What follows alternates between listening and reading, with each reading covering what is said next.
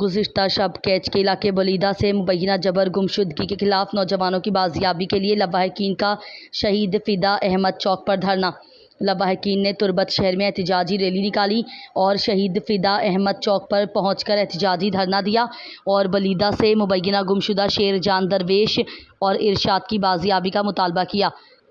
फ़िदा शहीद चौक पर धरना देने के बाद मुजाहिरीन एक एहतजाजी रैली की शक्ल में डिप्टी कमिश्नर के दफ्तर पहुंचे, जहां पर मुजाहिरीन में मेन गेट पर धरने पर बैठ गए और शेरजान और इरशाद की बाजियाबी के लिए आवाज़ बुलंद की।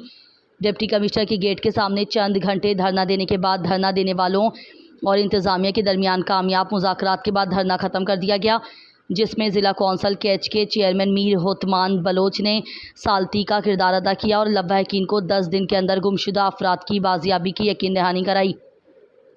इस पर पुरअमन तरीके से धरना ख़त्म कर दिया गया। इस मौके पर additional deputy commissioner Kech Tabish Baloch, vice chairman ज़िला कौंसल कैच मीर बाहड जमील दश्ती,